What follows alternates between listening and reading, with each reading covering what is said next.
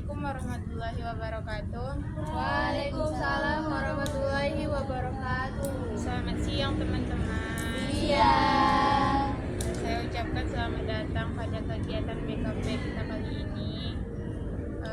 Sebelum kita mulai kegiatan bimbingan kelompok, ada baiknya kita berdoa terlebih dahulu. Berdoa sesuai agama dan kepercayaan masing-masing. Berdoa dimulai. Berdoa selesai.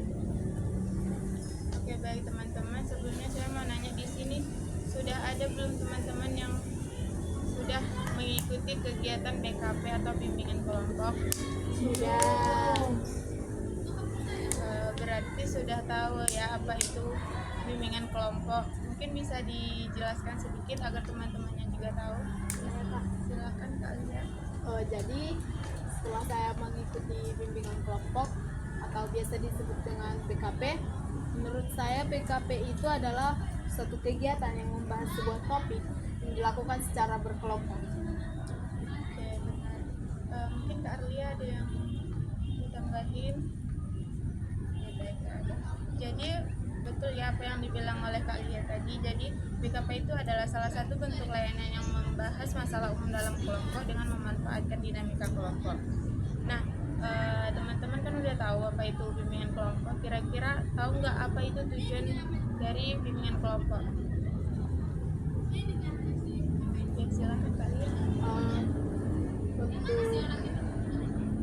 Tujuan dari bimbingan kelompok ini untuk buat kita jadi akrab dengan yang lain.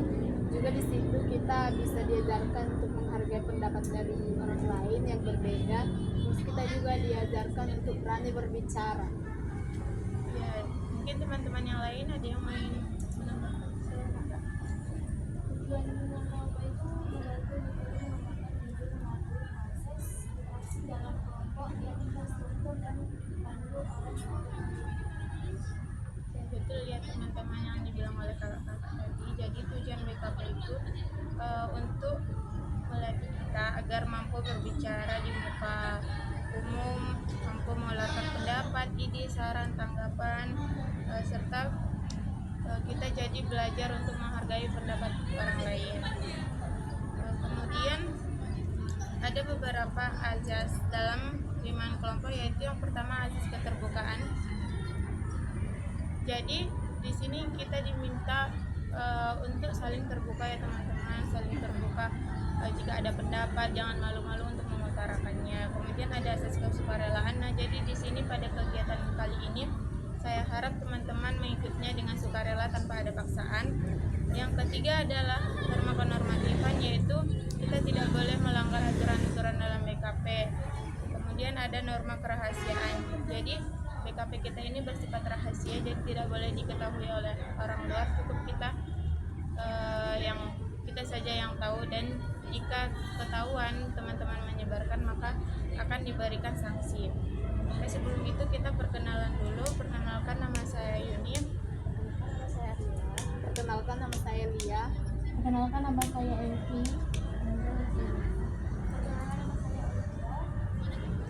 Oke, baik. Nah, jadi teman-teman, pada BKP kali ini kita akan membahas topik bullying. Teman-teman kira-kira ada nggak yang tahu apa itu bullying? Silakan. Itu adalah sesuatu yang bersifat agresif yang dilakukan oleh seseorang atau kelompok yang dilakukan berkali-kali sehingga seseorang yang dilakukan seseorang yang menjadi korban terhadap kekerasan seseorang atau berkelompok itu menyakiti hati itu sendiri. Kira-kira teman-teman yang lain, silakan Kak Lia. Jadi menurut saya bullying itu adalah suatu tindakan yang dilakukan oleh seseorang atau biasanya juga berkelompok yang menyakiti oleh korban, sehingga korban merasakan dampak buruk, yaitu kesehatan mentalnya yang menjadi menurun. Mungkin teman-teman yang lain, silakan Kak Sama. Itu adalah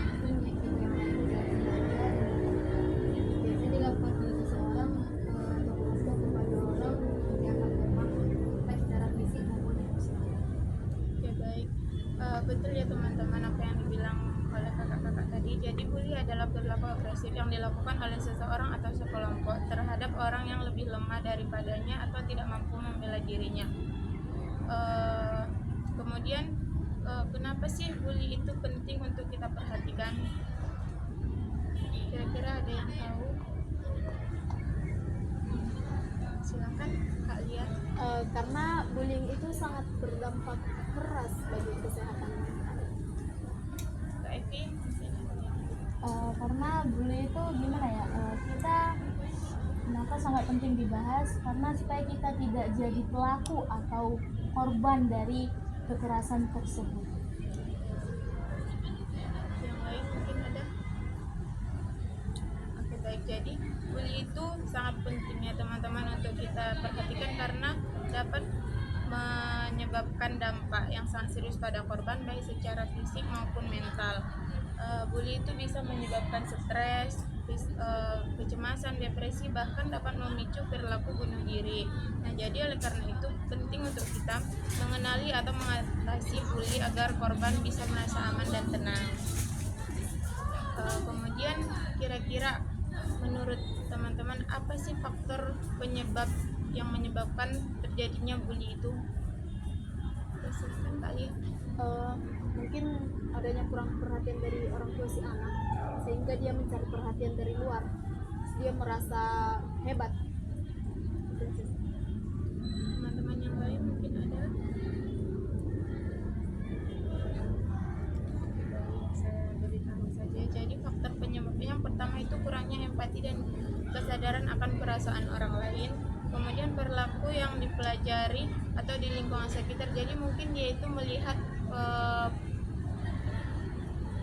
aksi bully di sekitarnya, jadi dia itu meniru apa yang dia lihat. Kemudian kebutuhan untuk merasa kuat dan berkuasa, kemudian ketidakmampuan untuk mengelola emosi dan stres, kemudian yang terakhir perbedaan individu yang dianggap sebagai kelemahan. Jadi mungkin dia merasa dia itu lebih hebat daripada yang dia bully tadi. Kemudian kita udah tahu nih kan apa itu bully, kenapa dia penting, kemudian apa penyebabnya.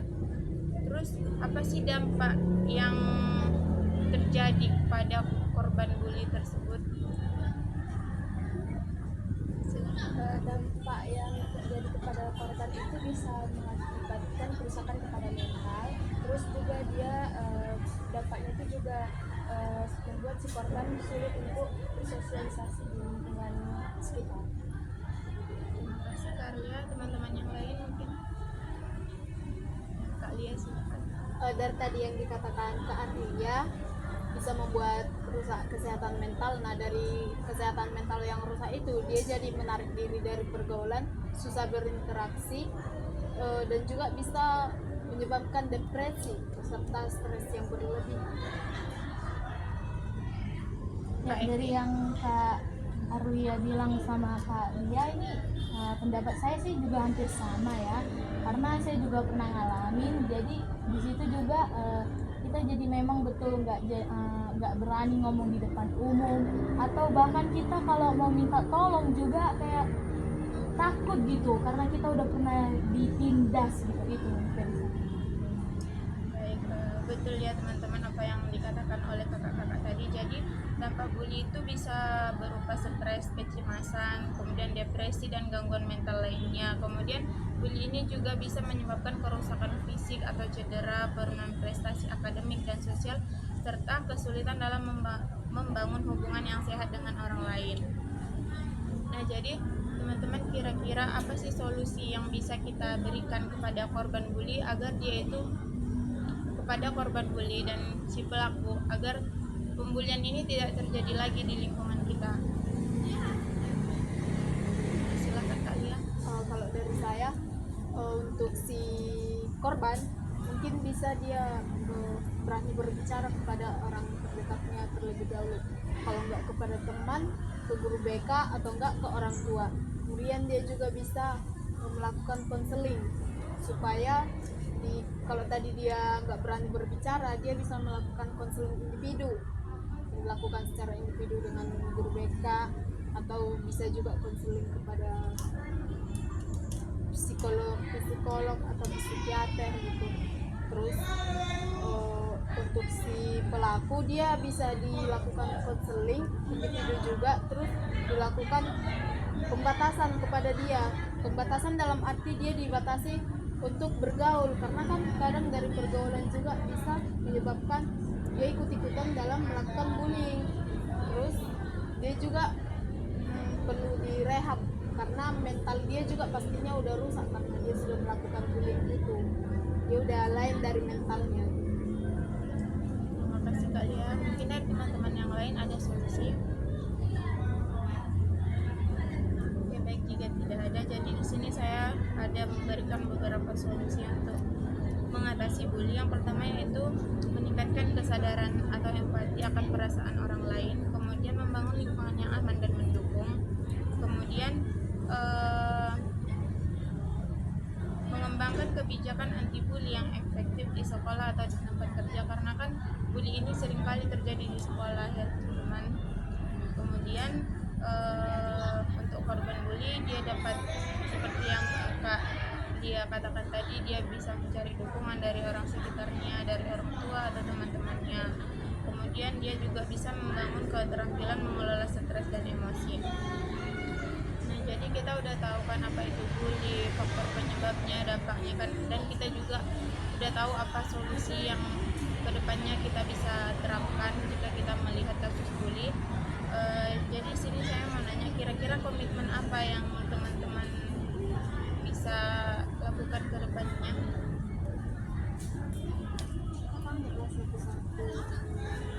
Kak Ardia, apa komitmen yang akan kakak lakukan ke depannya? Kedepannya kalau saya melihat ada perilaku dimanapun itu, saya akan mencegah perilaku terjadi sehingga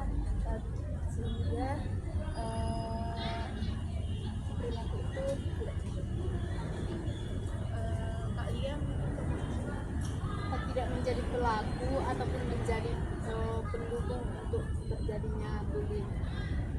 Kak Eti, mencegah lah Kak. Gimana ya, kita harus, komitmen dari saya itu mencegah dari aksi bully gitu, mau dari pelakunya atau korbannya. Kak Salsa, Saya tidak kemudian saat melihat teman saya bully.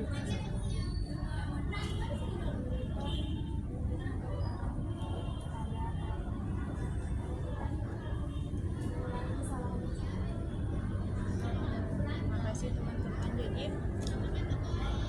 mungkin karena waktu kita juga sudah habis ya teman-teman, kita akhiri kegiatan BKP kita kali ini.